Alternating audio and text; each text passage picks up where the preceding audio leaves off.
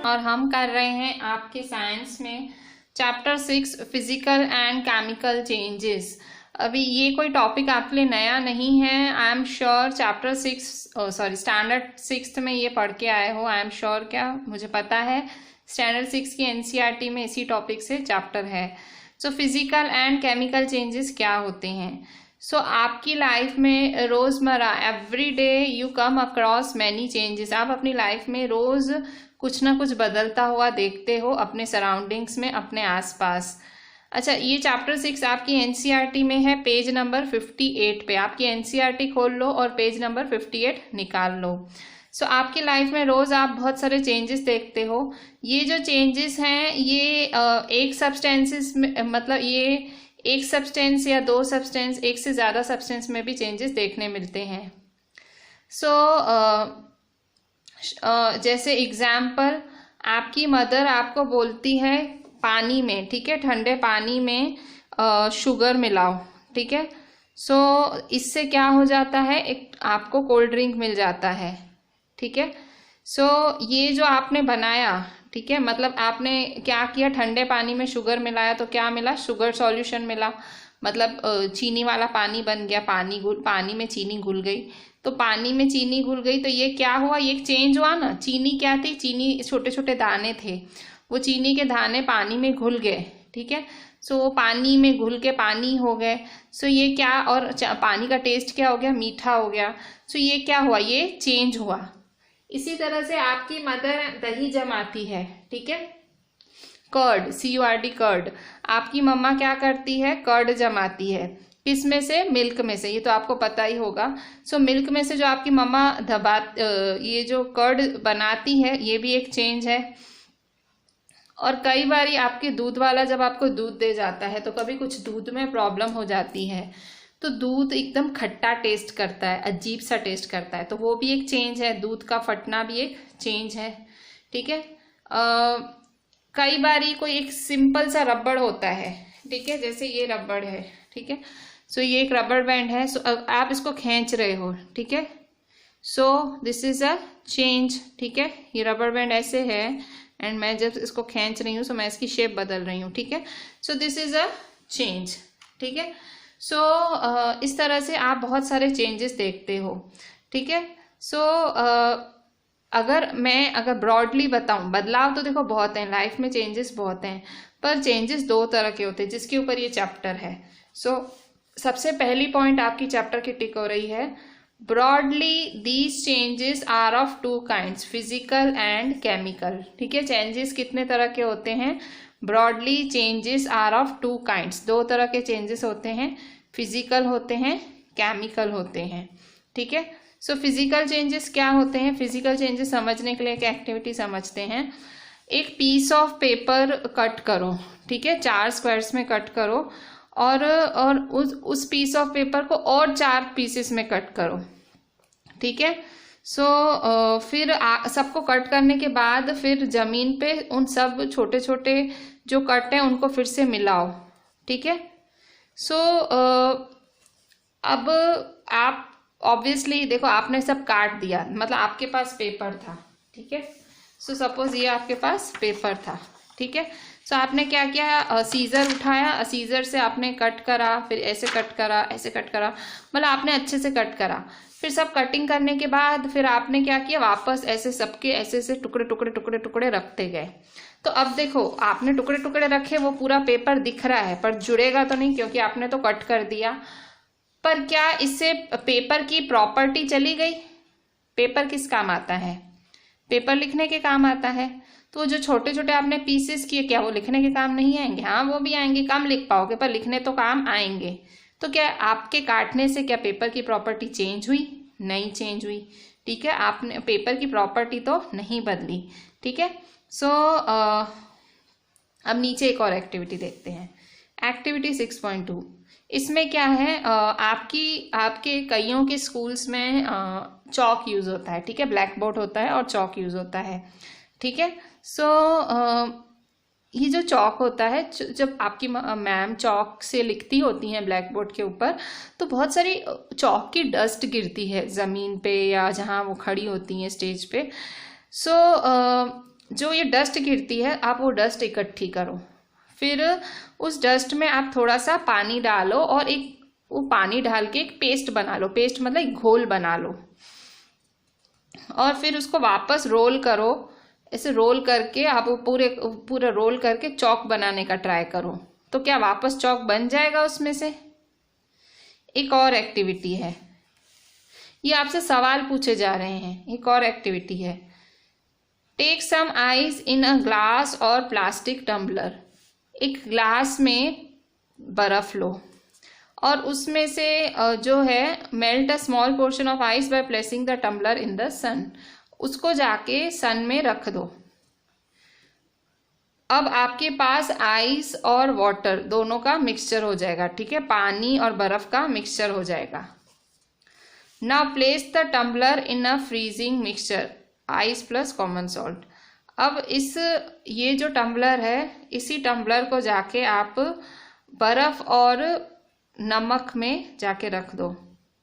So does the water become solid ice once again. क्या वो फिर से सॉलिड हो गया? पहले आइस पिघल गई, फिर जब आपने फिर से फ्रीजर में रखा फिर से वो आइस हो गया।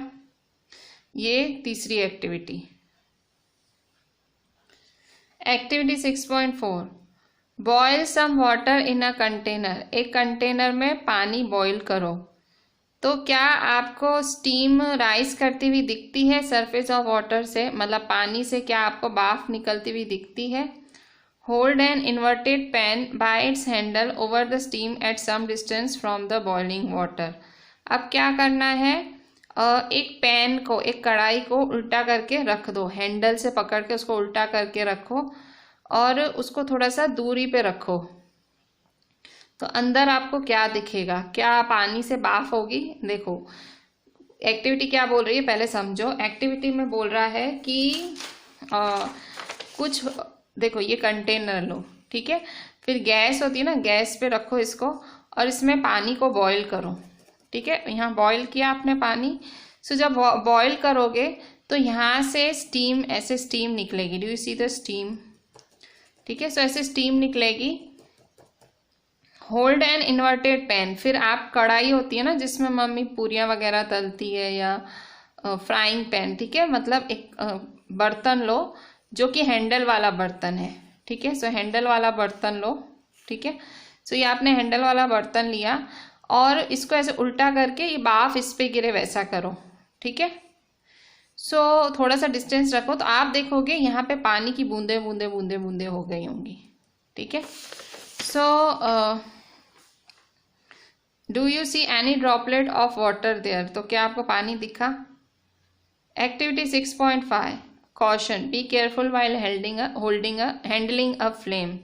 6.5 एक्टिविटी देखो, hold a used hacksaw blade with a pair of tongs. So कह रहा है कि एक हैक्सॉ ब्लेड लो। सो ये होती है hacksaw blade. Hacksaw blade carpenters use करते हैं और इस तरह से दिखती है, ठीक है। आप देख सकते हो ऐसे पॉइंटेड है एक बाजू से, और एक मतलब यहाँ एक कटिंग बाजू वाली है और एक ऐसी है, ठीक है।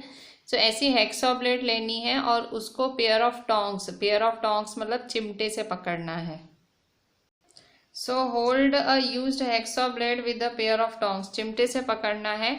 Keep the tip of the free and on the flame of a gas stove. तो एक साइड से तो आपने पकड़ा हुआ है चिमटे से, दूसरे साइड को गैस की स्टोव पे रखो और फिर कुछ देर के लिए वेट करो। Does the colour of the tip of the blade changes?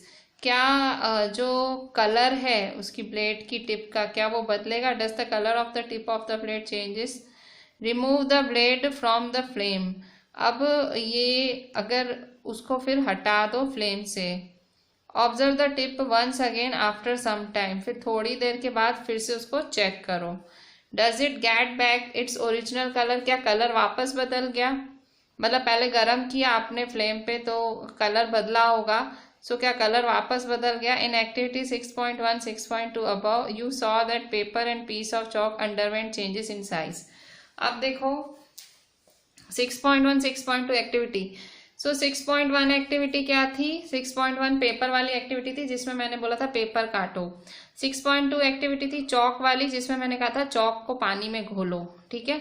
So activity 6.1 6.2 में आपने देखा कि पेपर और जो पीस ऑफ चॉक है उसमें चेंजेस हुए। सो किस में चेंज हुए? साइज में। उनके काम में चेंज नहीं आया। मतलब जब आपने पेपर की साइज काट दी तो भी आप उस पेपर पे लिख सकते हो। आपने चौक में पानी डाल दिया तो भी आप वो चौक फिर से यूज कर सकते हो, ठीक है। So in activities 6.1 and 6.2 above you saw that paper and piece of chalk underwent changes in size. तो आपने क्या देखा कि 6.1 और 6.2 वाली एक्टिविटी में जो पेपर है और पीस ऑफ चॉक है सिर्फ साइज बदली। इन एक्टिविटीज 6.3 6.4 6.4 एक्टिविटी में water change its state from solid to liquid और फ्रॉम गैस टू लिक्विड। और 6.3 और 6.4 एक्टिविटी में आपने क्या देखा? 6.3 6.4 एक्टिविटी में आपने देखा 6.3 एक्टिविटी में क्या था? आपने बर्फ रखी टम्बलर में, ठीक है, फिर आपने उसको क्या किया, जाके सन के नीचे रख दिया, पिघला दिया, फिर वापस आपने फ्रीजर में रखा। 6.4 में आपने क्या किया?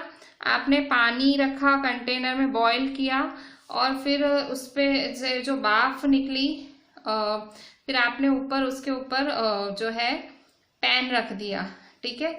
सो in activity 6.3 6.4 water change its state from solid to liquid, from gas to liquid. 6.3 6.4 में स्टेट ही बदल गया, ठीक है।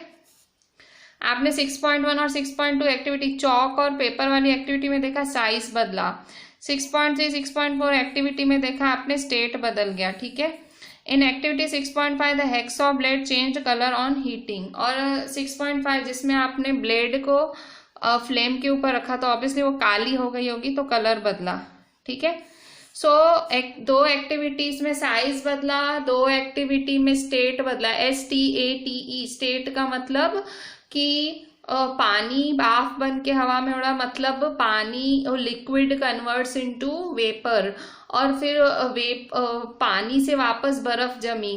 फिर दूसरी एक्टिविटी में आपने देखा जो स्टीम था, जो भाप था, जब फ्राइंग पैन पे गिरा तो छोटी छोटी पानी की बूंदें हो गया, ठीक है। सो इस तरह से स्टेट बदला, ठीक है। सो और पांचवी एक्टिविटी में कलर बदला, ठीक है। So properties such as shape size colour and state of substance are called physical properties. तो ये सब फिजिकल प्रॉपर्टीज कहलाती हैं, ठीक है। So very important definition, properties such as shape size colour and state of a substance are called its physical properties, ठीक है। So physical properties क्या होती हैं? जब शेप साइज कलर या स्टेट ऑफ अ सब्सटेंस बदलता है तो हम कहते हैं physical properties. A change in which a substance undergoes a change in its physical properties is called physical change. So वो चेंज जिसमें सब्सटेंस में चेंजेस होते हैं उसकी फिजिकल प्रॉपर्टीज में, मतलब फिजिकल मतलब दिखावे में, चाहे वो साइज में हो, चाहे वो शेप में हो, चाहे वो कलर में हो, चाहे वो स्टेट में हो। सो इन चारों चीजों में जो चेंज होते हैं उसे हम कहते हैं physical change. So this is a very important definition of physical properties and physical change, ठीक है। So a physical change is generally reversible, ठीक है। फिजिकल चेंज क्या होता है? रिवर्सिबल होता है। रिवर्सिबल मतलब आपने किया तो वापस पलट के वो ठीक भी हो सकता है, रिवर्स हो जाता है। मतलब आपने पानी को भाप में, स्टीम में बदला तो वो स्टीम वापस पानी में भी कन्वर्ट हो सकता है। क्या एग्जाम्पल है स्टीम का पानी में कन्वर्ट होने का? रेनफॉल। और आप मतलब शेप साइज वापस पहले जैसी कर सकते हो, रिवर्सिबल है। In such a change no new substance is formed. तो ये जो फिजिकल चेंज है इसमें कुछ नया नहीं बनता है, इसमें आप पुरानी चीज में ही कुछ करते हो, काटते हो, उसका स्टेट बदलते हो, साइज चेंज करते हो। So in such a change no new substance is formed. So physical change में कोई नया सब्सटेंस नहीं बनता। In such a change no new substance is formed, ठीक है। सो नेक्स्ट है आपका केमिकल चेंज, ठीक है। सो केमिकल चेंज क्या होता है? सो नेक्स्ट है आपका chemical change. So chemical change, a change with which you are quite familiar is the rusting of iron. अब physical change तो आपने पढ़ लिया भाई. Physical change में 4 चीजें. First one is shape. Second one is size. Third one is color and fourth one is state. So ये 4 चीजें बदलती है. So that is a physical change. अब chemical change में अगर मैं एक नॉर्मल वाला चेंज बताऊं, केमिकल चेंज जो आपने देखा हुआ है, that is rusting of iron. ठीक है, आप देखते हो आपकी चीजों पे जंग लग जाती है, काट लग जाती है, आप कहते हैं काट लग गई. ठीक है, काट लगना इज अ केमिकल चेंज. ठीक है, अगर आप किसी लोखंड का टुकड़ा, आयरन का टुकड़ा किसी खुली जगह पे बहुत लंबे समय तक रख दो तो आप देखोगे उस लोखंड पे एकदम ब्राउनिश कलर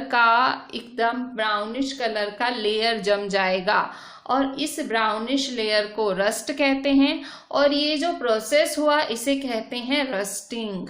ठीक है, सो केमिकल चेंज में एक बहुत ही जाना माना एग्जाम्पल है रस्टिंग ऑफ आयरन. ठीक है, सो रस्टिंग ऑफ आयरन को कैसे डिफाइन करेंगे?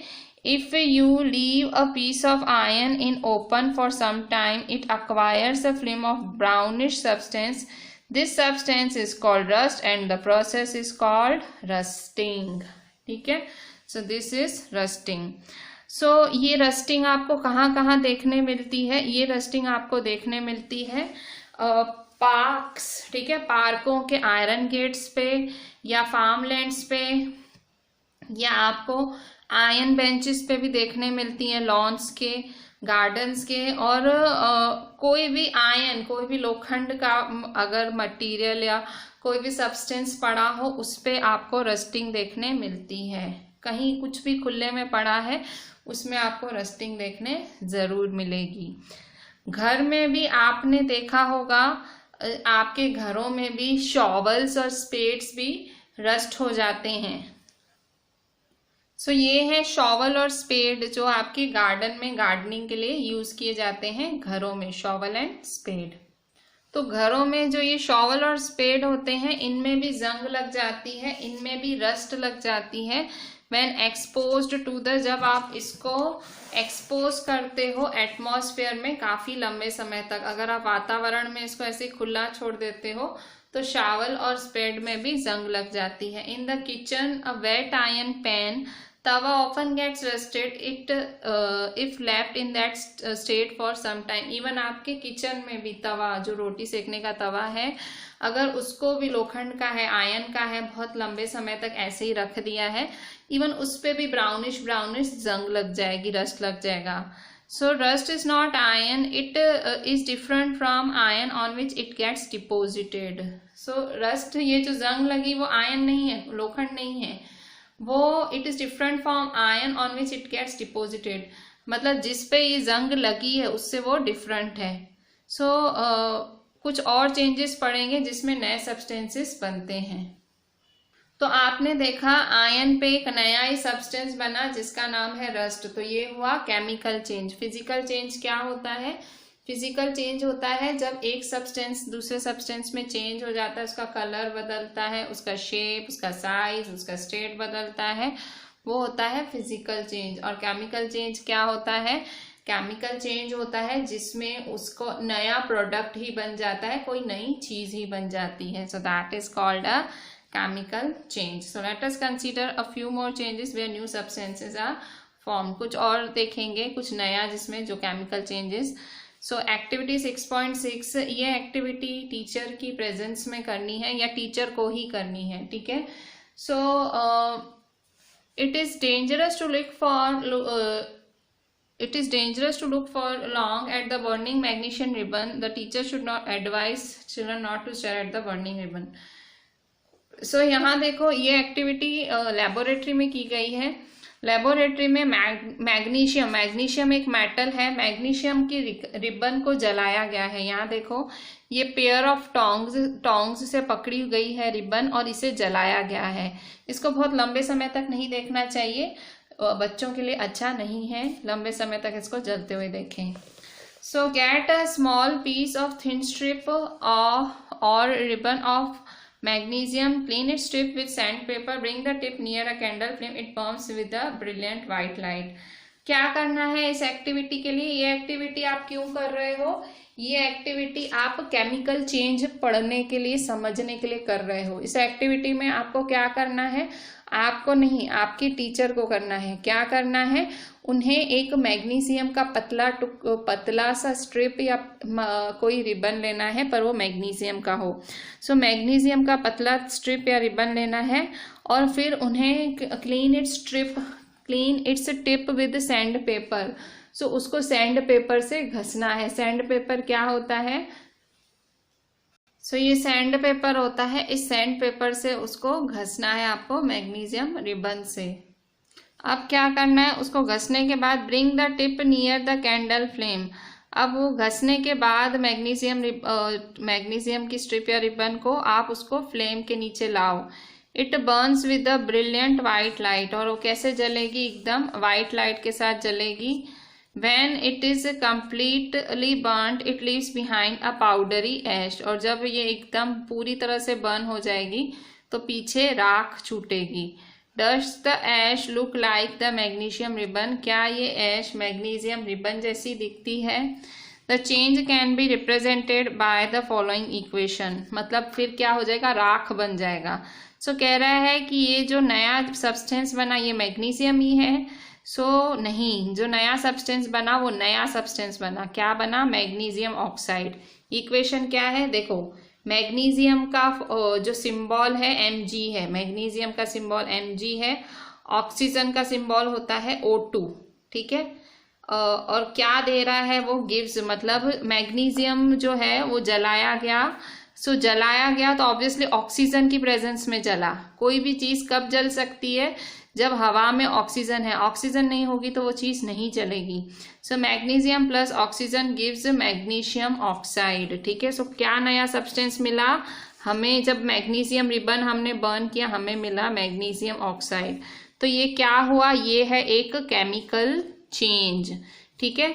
मतलब जब वो जल गया और पीछे पाउडरी ऐश रह गया, मतलब राख रह गई, वो हुआ magnesium oxide. Magnesium plus oxygen gives magnesium oxide, जिसे हम कहते हैं MgO, ठीक है। जो इक्वेशंस इधर हैं ये मैथ्स से डिफरेंट हैं। यहाँ पे जो एरो दिख रहा है, इस एरो का मतलब है बिकम्स, मतलब मैग्नीशियम और ऑक्सीजन मिलके क्या बन जाते हैं? मैग्नीशियम ऑक्साइड बन जाते हैं। No attempt should be made to balance chemical equation at this stage. फिलहाल बैलेंसिंग आपको नहीं समझा रहे हैं हम। बैलेंसिंग थोड़ा आप आगे जाके स्टैंड 8th में सीखेंगे या 9th में।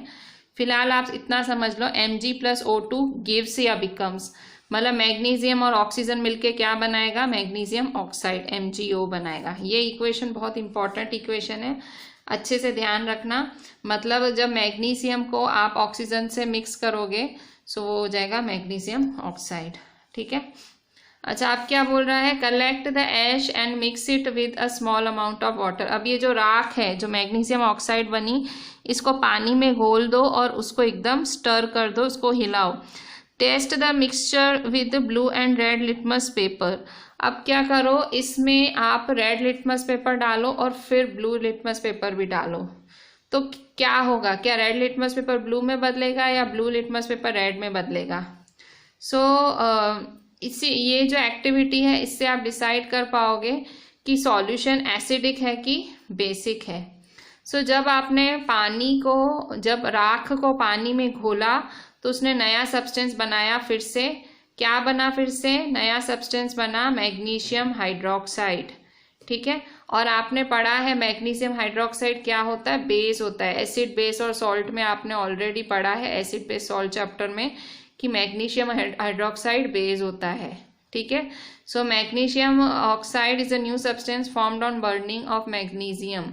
मैग्नीशियम के जलने से मैग्नीशियम ऑक्साइड बना, और मैग्नीशियम हाइड्रोक्साइड किससे बना? मैग्नीशियम ऑक्साइड और वाटर से, ठीक है। ये थोड़ा सा डिटेल में है, मैं फिर से आपको ये टिक करा देती हूँ। अभी तो मैंने समझाया, अभी टिक भी करते हैं। आपको क्या करना है? ऐश को पानी में मिलाना है और फिर उसे घोलना है और फिर चेक करना है, ठीक है। हम यहाँ से लिखेंगे on dissolving the ash in water it forms a new substance. ठीक है, जब आप राख को पानी में घोलोगे तो नया सब्सटेंस बनेगा। फिर ये equation magnesium oxide MgO plus water, water का फॉर्मूला क्या है H2O, गिव्स मतलब बिकम्स, सो मैग्नीशियम ऑक्साइड और वाटर क्या बन जाएगा, मैग्नीशियम हाइड्रोक्साइड MgOH ट्वाइस बनेगा। ठीक है, so as you have already learned in chapter 5 magnesium hydroxide is a base. Magnesium hydroxide क्या होता है, बेस होता है। ठीक है, आपने एसिड बेस और सॉल्ट वाले चैप्टर में पढ़ा था, जिसके फॉर्मूला में OH आए वो बेस होता है। So magnesium oxide is a new substance formed by burning of magnesium. So magnesium oxide एक नया सब्सटेंस है जो मैग्नीशियम के जलने से बना। Magnesium oxide is a new substance formed on burning of magnesium. पहले तो ये बना, और नेक्स्ट है magnesium hydroxide is another substance formed by mixing magnesium oxide with water. ठीक है, अच्छा इसने एक सवाल पूछा था कि क्या ये mixture red litmus blue turn होगा कि ब्लू लिटमस रेड टर्न होगा, तो आप बताओ। अब देखो जो बना वो क्या बना, बेस बना, बेस मतलब MgOH ट्वाइस। तो बताओ कि ये इसमें रेड लिटमस ब्लू बनेगा कि ब्लू लिटमस रेड बनेगा। सो रेड लिटमस क्या बनेगा, रेड लिटमस ब्लू बनेगा, तो वो होगा बेसिक सॉल्यूशन। ठीक है, और ब्लू लिटमस क्या होगा, ब्लू लिटमस ब्लू ही रहेगा। ठीक है, सो बेसिक सॉल्यूशन है तो रेड लिटमस ब्लू में टर्न होगा। ठीक है, सो बेसिक सॉल्यूशन है तो रेड लिटमस ब्लू, और बेसिक सॉल्यूशन में ब्लू लिटमस ब्लू ही रहेगा, डज नॉट टर्न। सो यहाँ yes, does the mixture turn red litmus blue, yes. Does the mixture turns blue litmus red, no. क्यों, क्योंकि basic solution है। Basic solution में क्या होता है, रेड लिटमस ब्लू में कन्वर्ट होता है, ब्लू रेड में नहीं कन्वर्ट होता है। ठीक है, सो ये magnesium hydroxide is another new substance formed by mixing magnesium oxide with water. अच्छा एक्टिविटी 6.7 देख लो। So dissolve about a teaspoonful of copper sulphate blue vitriol और नीला ठोठा। सो ये है कॉपर सल्फेट पाउडर, ये फंगीसाइड हर्बिसाइड इन सब में यूज होता है। ठीक है, सो ये है कॉपर सल्फेट पाउडर, या इसको ब्लू विट्रियोल भी कहते हैं। सो आपको क्या करना है, कॉपर सल्फेट को पानी में घोलना है। Add a few drops of dilute sulphuric acid to the solution. अब आपको इस कॉपर सल्फेट में क्या मिलाना है, सो अब आपको add a few drops of dilute sulphuric acid to the solution. इस ब्लू वाइट्रियोल या कॉपर सल्फेट में आपको थोड़े से ड्रॉप्स डालने हैं। You should get a blue coloured solution. ठीक है, तो अब आपको जब आपने कॉपर सल्फेट में डाइल्यूट सल्फ्यूरिक एसिड मिलाया तो आपको क्या मिलेगा, तो आपको मिलेगा blue coloured solution. Save a small sample of solution in a test tube और अ स्मॉल ग्लास बॉटल। तो आपको क्या करना है, इस सॉल्यूशन को टेस्ट ट्यूब में रखो। ड्रॉप अ नेल और a used shaving blade into the remaining solution. So क्या करना है, आपको जो कोई नेल मतलब खिल्ली होती है, मतलब कील जो लगाई जाती है, कुछ आपको टांगने के लिए कील या शेविंग ब्लेड आप उस सॉल्यूशन में डाल दो। So wait for half an hour और so, observe the colour of the solution, compare it with colour of the sample solution saved separately. तो ये क्या बोल रहा है, कह रहा है पहले पाउडर में पानी डाल के सॉल्यूशन बना लो। कॉपर सल्फेट पाउडर में पानी डाल के सॉल्यूशन बनाओ, और जब आप सॉल्यूशन बनाओगे तो क्या होगा, सो यहाँ देखो ये दो सॉल्यूशंस हैं। ठीक है, सो यहाँ बोल रहा है एक सॉल्यूशन सेपरेट कर दो, एकदम अलग कर दो, और दूसरे सॉल्यूशन में दूसरा भी सेपरेट करके इसमें ये ब्लेड या कोई भी कील डाल लो। ठीक है, इसके अंदर डाल दो। तो कह रहा है इसमें और इसमें क्या फ़र्क है, इसमें आपने कुछ भी नहीं मिलाया है और इसमें आपने मिलाया है आयरन सल्फेट। तो बताओ इसमें आपने क्या मिलाया है, ब्लेड। तो बताओ इस कॉपर सल्फेट में और इस कॉपर सल्फेट में क्या फ़र्क पड़ा। सो क्या आपको कलर में कोई चेंज पड़ा, या फिर आप क्या करो, ये ब्लेड इसके अंदर से निकाल दो। ये देखो ब्लेड आपने अंदर डाली है, ये निकाल दो। तो अब आपको कोई चेंज दिख रहा है।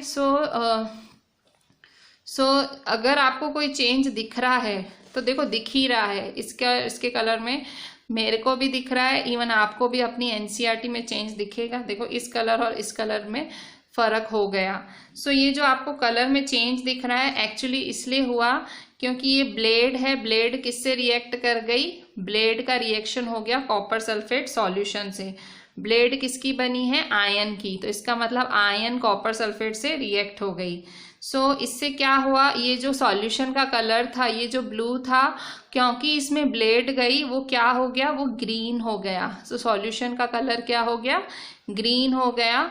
क्यों हुआ, क्योंकि नया सब्सटेंस बन गया। जब कॉपर सल्फेट में ब्लेड गई तो नया सब्सटेंस बन गया जिसका नाम है आयन सल्फेट। सो वो नए सब्सटेंस की वजह से इसका कलर हो गया ग्रीन।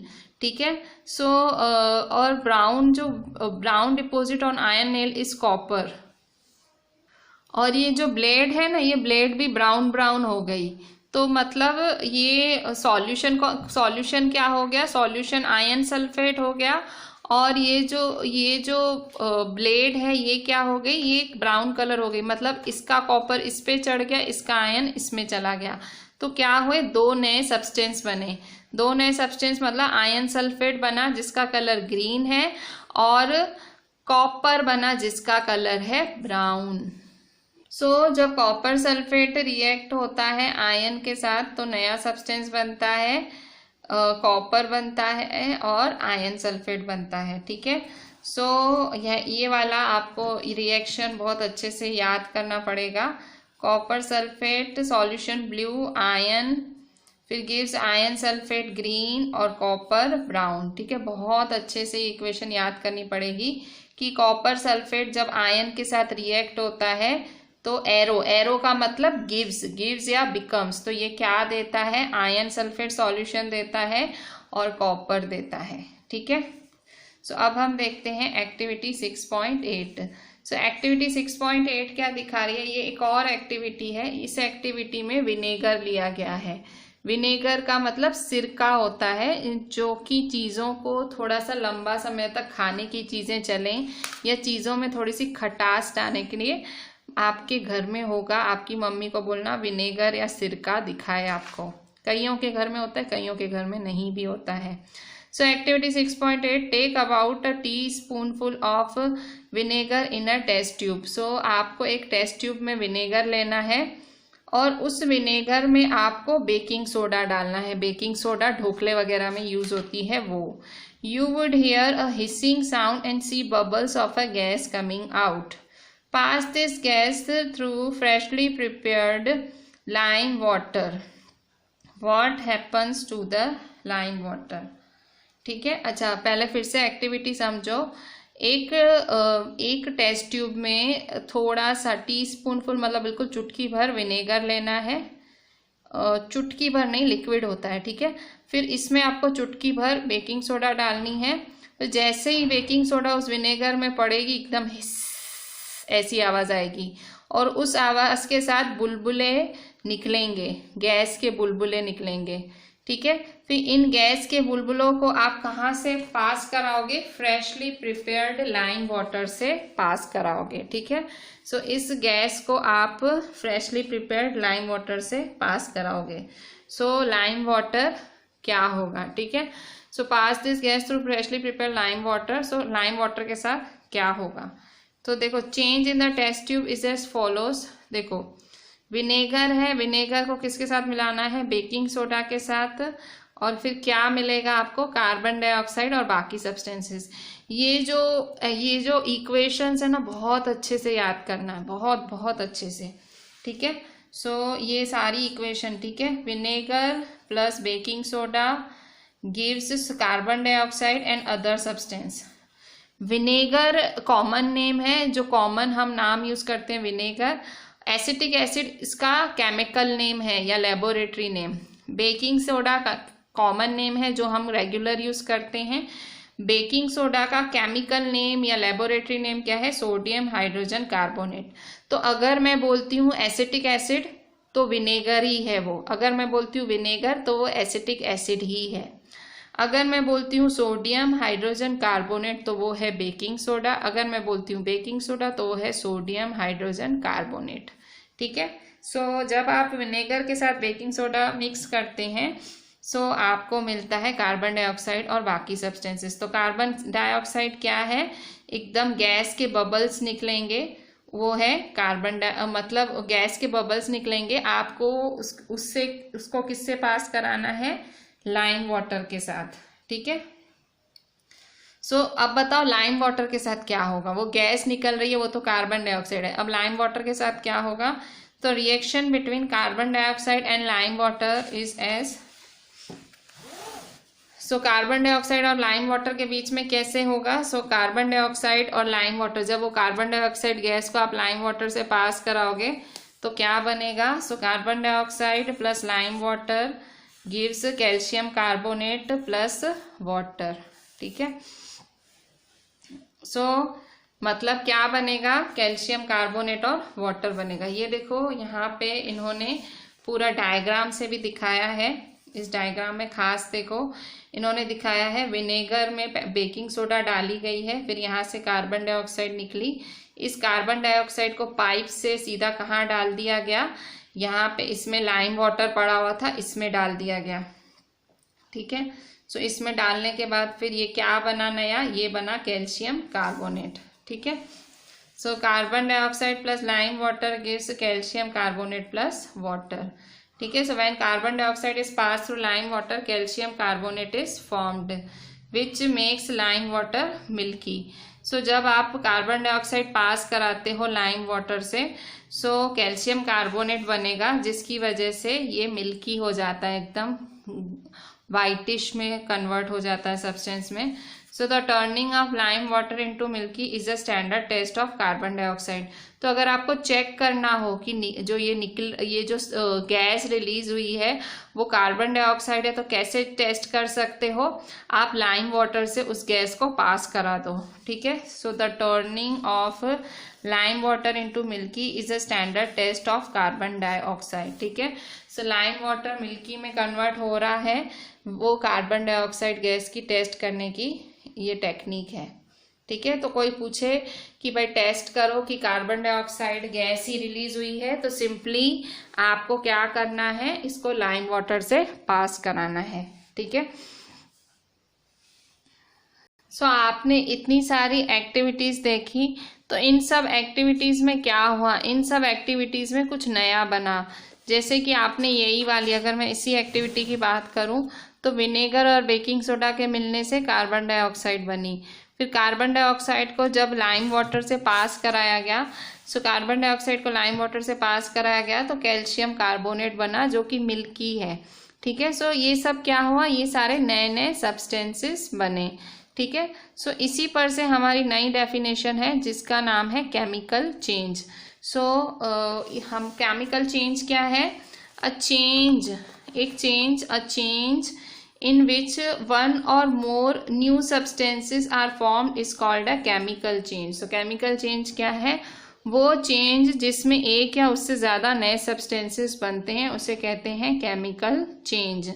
सो केमिकल चेंज को केमिकल रिएक्शन भी कहते हैं। क्यों, क्योंकि उसके होने से कुछ नया बनता है। रिएक्शन क्या होता है कि किन्हीं दो चीज़ों के मिलने से कुछ नया बने, उसे हम कहते हैं केमिकल रिएक्शन। ठीक है। सो वो चेंज जिसमें एक या उससे ज़्यादा नए सब्सटेंस बनते हैं उसे कहते हैं केमिकल चेंज, और केमिकल चेंज को केमिकल रिएक्शन भी कहा जाता है। सो केमिकल चेंज हमारी लाइफ में होना बहुत ज़्यादा ज़रूरी है।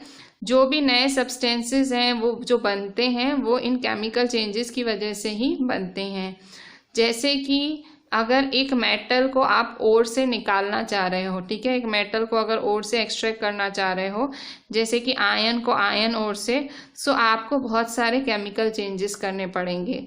जैसे कि आपको मेडिसिन, कोई एक मेडिसिन बनती, कोई दवाई बनती है तो वो भी बहुत सारे केमिकल रिएक्शंस की वजह से ही बनती है। जो नए नए सब्सटेंसेस हैं जैसे कि प्लास्टिक, डिटर्जेंट, ये सब भी केमिकल रिएक्शंस की वजह से ही बनते हैं। सो इसका मतलब क्या हुआ, जो भी नया बनता है साइंस में वो सब बनता है केमिकल चेंज की वजह से। ठीक है। सो हमने ये देखा कि जब भी केमिकल चेंज होता है तो एक नया सब्सटेंस बनता है, पर उसके साथ साथ और भी चीज़ें होती हैं। पहले तो हम केमिकल चेंज के यूज़ भी लिख लेते हैं। Chemical changes are very important in our lifes. Chemical changes बहुत ज़रूरी हैं हमारी ज़िंदगी में।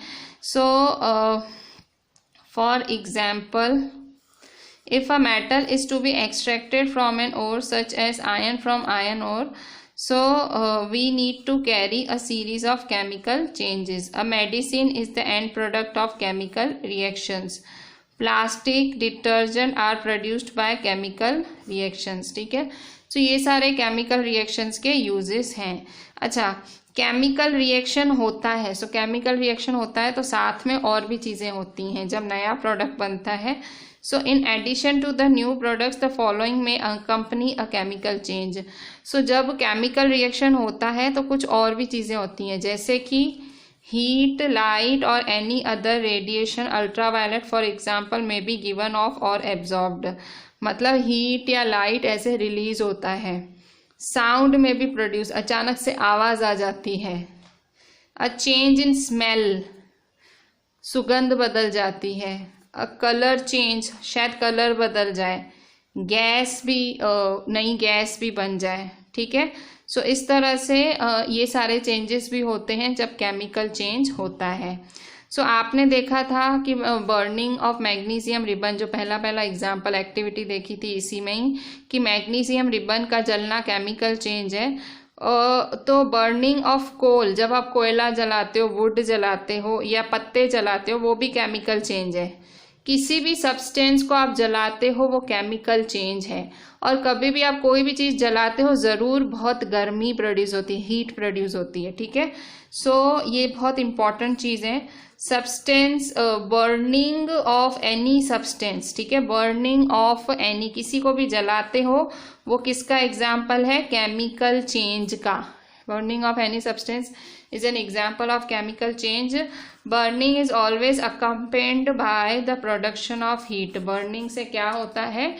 Heat produce होती है।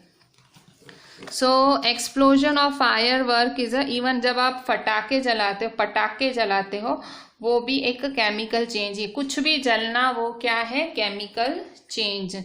सो आप पटाखे जलाते हो तो हीट, लाइट, साउंड, गैसेस, ये सब रिलीज होती है। ठीक है, सो इवन जब खाना खराब हो जाता है तो उसमें से गंदी स्मेल आने लगती है, तो क्या वो केमिकल चेंज है? इवन जब आप देखते हो एप्पल मम्मी थोड़ा जल्दी काट के रख देती है, आपको देर से खाना होता है तो वो ब्राउन कलर हो जाता है, सो क्या वो भी केमिकल चेंज है? सो इवन ब्रिंजल, आपकी मम्मी ब्रिंजल काटती है, अगर तुरंत ना बनाए तो वो भी काला पड़ जाता है।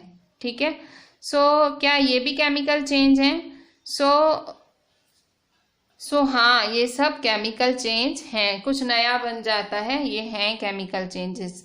ठीक है, सो अब हम पढ़ेंगे वापस रस्टिंग ऑफ आयरन के बारे में, जिससे हमने चालू किया था हमने ये समझना। So rusting of iron, so rusting of iron, वापस रस्टिंग ऑफ आयरन पे जाते हैं। ब्रिजेस, शिप्स, कार्स, ट्रक्स, ये सब क्या हो जाती हैं? रस्ट हो जाती हैं, जंग लग जाती है इन पे।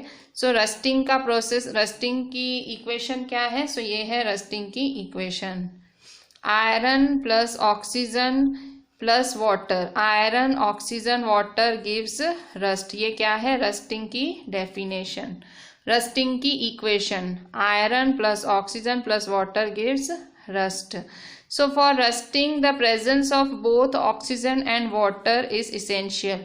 अगर किसी चीज़ को जंग लगनी है तो उसमें उसके लिए ऑक्सीजन भी चाहिए, उसके लिए वाटर भी चाहिए। In fact, if the content of moisture is in air is high, which means if it is more humid, rusting becomes more faster. जितना ज़्यादा आप वातावरण में भेज होगा, मॉइस्चर होगा, रस्टिंग उतनी ज़्यादा ही जल्दी होगी। सो रस्टिंग चीज़ों को जब काट लगता है, सो क्यों लगता है? वातावरण में पानी और ऑक्सीजन होती है। सो आप रस्टिंग बचा कैसे सकते हो, प्रिवेंट कैसे कर सकते हो? So prevent iron particles from coming in contact with oxygen or water or both. तो क्या करना है आपको, जो ये आयन आर्टिकल्स हैं, जो ये लोखंड के लोहे के आर्टिकल्स हैं, इनको ऑक्सीजन के या पानी के या दोनों के संपर्क में आने से बचाओ। सो सबसे अच्छा तरीका है, अगर आप प्रिवेंट करना चाहते हो, बचाना चाहते हो अपनी चीज़ों को रस्ट होने से, जंग लगने से लोखंड की चीज़ों को, सो सबसे अच्छा तरीका है to apply a coat of paint और ग्रीस। पेंटिंग कर दो उन चीज़ों के ऊपर। सो अगर आप रेगुलरली करोगे तो ये रस्टिंग बच जाएगी।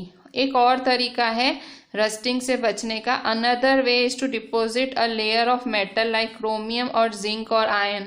दूसरा तरीका है कि आप एक लेयर डिपॉजिट कर दो, मतलब इसके ऊपर फिर से वही पेंटिंग जैसा ही हुआ, कौन सा मेटल लगा दो, आयन के ऊपर क्रोमियम या जिंक का एक लेयर लगा दो आयन के ऊपर, ठीक है। सो इससे भी क्या होगा, रस्टिंग बच जाएगी, ठीक है। सो जब आप क्रोमियम और आयन का लेयर लगा देते हो, क्रोमियम और जिंक का लेयर लगा देते हो, क्रोमियम या जिंक का लेयर लगा देते हो आयन पे, उसे कहते हैं गैल्वनाइजेशन। सो गैल्वनाइजेशन की डेफिनेशन क्या है, this process of depositing a layer of zinc on iron is called galvanization. जब आप आयन पे जिंक लगा देते हो उसे हम कहते हैं गैल्वनाइजेशन, ठीक है।